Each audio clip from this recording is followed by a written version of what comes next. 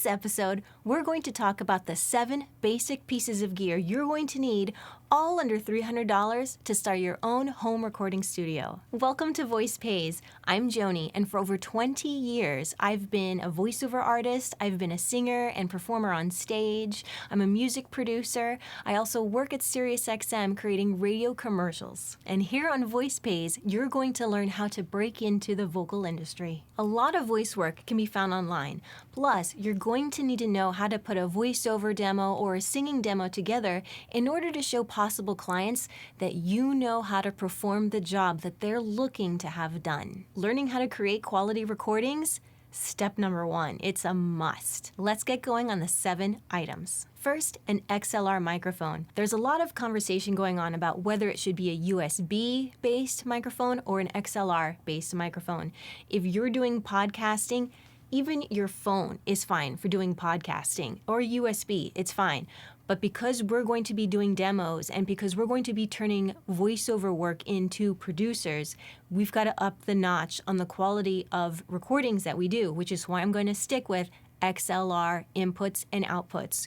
We've got to go hardcore on this. I mean, USB is not up to the same quality as XLR yet. Large diaphragm condenser microphones are going to be the type of microphone to look for.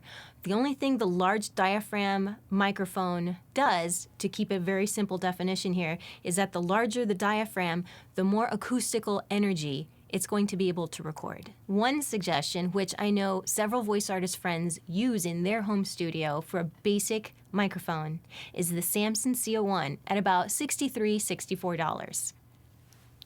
How can you beat that? If you want to upgrade, there are some other friends that use the AT2020, Audio-Technica 2020. At home, I use the AT4040. Respectively, the prices for the AT2020 run for $99, and then for the AT4040, about $250, give or take. The one that I use here in this studio is a Sennheiser MKH8060. This is a shotgun microphone, and it runs about $1,250. I would not suggest any beginning voiceover artist use this microphone because it is very sensitive, and one needs to really know what they're doing with microphone technique, which in another video we'll talk about. Next is mic stand.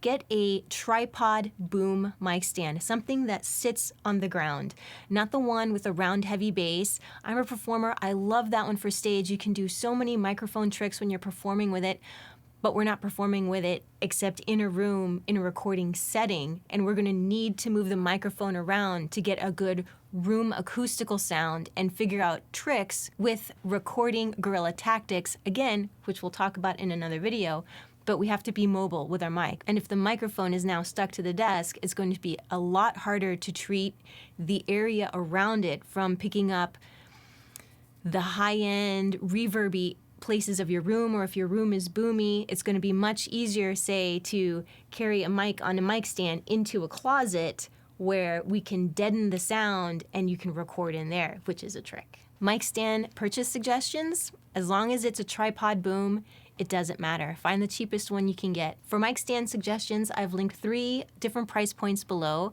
but in all reality, just find the cheapest you can find. Next, you're going to need a pop filter to keep plosives from happening to your audio.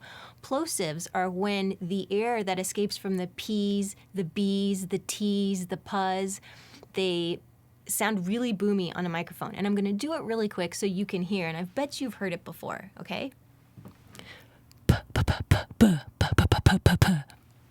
They're kind of explosive, plosives, right? Usually due to poor microphone technique is when that happens, or when somebody's not using a pop filter to keep that from happening, again, is when that happens. Pop filter recommendations, I'm gonna link below. Again, I think they're like $8 now, and they can get more expensive all the way up to $50, but suggestions are below. Next, we're going to need an XLR cable because we need to have a way to hook up our microphone to a digital audio workstation.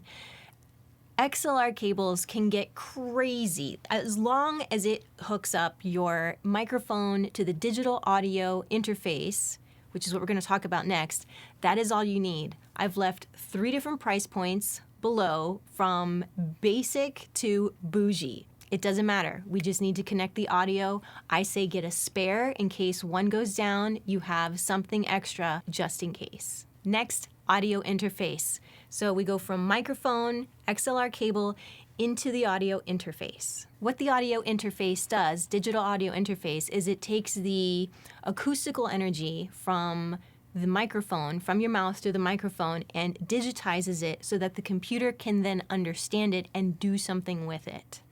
Now, a lot of producers say this is where the money is supposed to drop versus over microphones, because the digital audio converter is truly what colors the sound of the microphone. Now, because we're in 2020, there are so many digital audio interfaces for around $100 that sound great. You can use them to do your demos. You can use them to record audio in your room and have quality recordings to send to producers that they can then do something with. That's the cool thing about 2020. One suggestion is the Scarlett Solo 3rd generation, and that runs about $109, $110. You can get a used one or an older one for a lot cheaper. Don't discredit used, because that's how I got my AT4040. It was used and it worked just fine. Just make sure that you can return it to the owner should something go wrong, or to the dealer who's selling it used or refurbished if you find out something is not working. Now, if you want something more on the bougie side, I would suggest the Universal Audio Apollo Twin MK2. When looking for an audio interface, at most, you need 1 or 2 inputs, unless you're going to be also producing music, or you're going to be a singer-songwriter kind of a person, or want to record piano at the same time as voice. 2 inputs. But for doing voice work, doing voiceovers, for being a studio vocalist performer, you just need 1 XLR input, which is why I'm suggesting these particular audio interfaces, because they have minimal amounts of inputs, which is really all you need. That's it.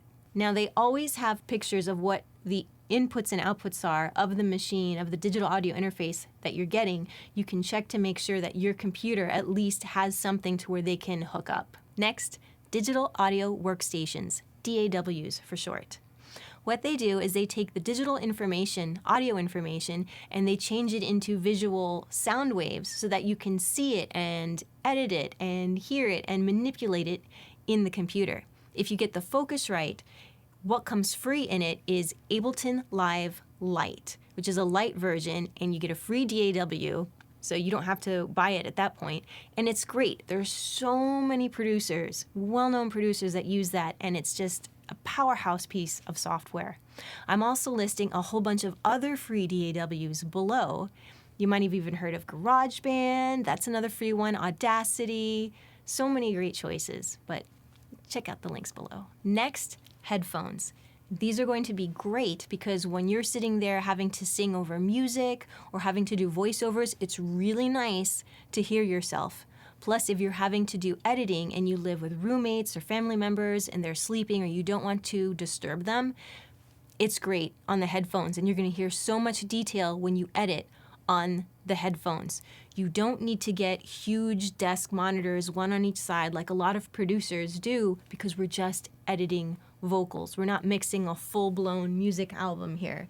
If in the future you want to get the monitors, by all means, but headphones, that's all you need to start out with. So some of my recommendations for headphones are the KRK KNS 6400 at about $77. They sound great. They have a great frequency response. You can hear everything that's going on. No brainer. Now, if you want to get a little more high-end, the Bear Dynamic DT770 Pro are really great. Flat frequency response, nice little velvety ears. They're nice. They're really nice. And if you're looking for something super bougie, there's a company out of Germany called Ultrasone. They sound so good. They sound so good. Those are the ones that I use when I'm in here, when I'm at home mixing. But any of the professional studio mixing headphones are great. Those run at about $300 and up. Just remember, when you're looking for headphones, either the ones I've listed below and I'm talking about here or something else, whatever you decide to get, you can even use little earbuds that you already have. Just make sure that you want them to be closed back, because you don't want audio bleeding out from the headphones into the microphone. All of the headphones that I've listed, if you look at the photographs of them, you'll see that they're hard on the back and they cup completely around the ear in order to keep the sound.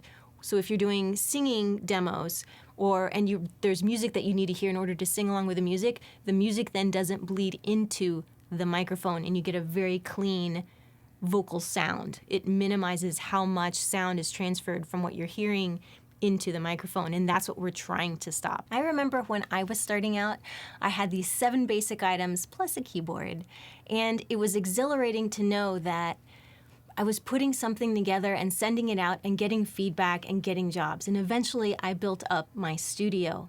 And what's really great about getting these basic things is you keep it simple and you can start getting your hands dirty with it and you can learn the equipment and it's a lot less daunting, especially when it's a lot cheaper and it takes a lot of the fear factor out of it. And plus it's empowering when you make these demos and then you start sending it out to other people and start getting jobs and you start making this change in your life because you're taking action on your career. There's nothing better, nothing better. So I'm here to get you through it. Get your gear together. If you already have gear together, stay tuned because we're going to be talking about how to put together demos. We're going to be talking about how to perform different reads, how to perform different vocal styles if you're doing vocal demos versus voiceover demos. We're just getting started. Step 1, Step 2, Step 3, we're going to go all the way. If you found any of the information in this video helpful, please like. And if you want to stay tuned to the further episodes we're going to have, feel free to subscribe. And if you think this information is something a friend might find valuable, please share. My name's Joni. This is Voice Pays. Thanks for watching.